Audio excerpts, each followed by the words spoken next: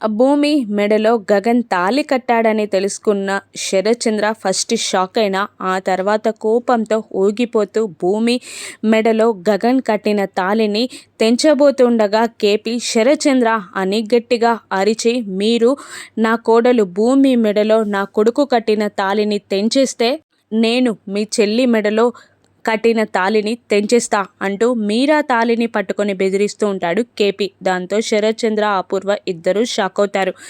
Sarathchandra KP అని అరుస్తుండగా, అవును కేపీనే, మీరు నా కోడలి మెడలో తాళి తెంచితే మీ చెల్లి మెడలో తాళిని నేను తెంచుతా అని కేపీ బెదిరిస్తుండగా, ఏంటండి ఈ అన్యాయం అని మీరా అంటుంటే, లేదు ఎప్పుడు కానీ భూమి మెడలో మీ అన్నయ్య తాళి తెంచితే నీ తాళిని నేను తెంచేస్తా అని కేపీ బెదిరిస్తూ ఉండగా శరత్చంద్ర వెనక్కి తగ్గుతాడు. కానీ గగన్పై కోపం తట్టుకోలేక భూమిని తీసుకొని గగన్ ఇంటికి వెళ్తాడు శరత్చంద్ర. బయట నుండే గగన్ గగన్ అని అరుస్తూ ఉండగా శారద, గగన్ అందరూ బయటికి వస్తారు.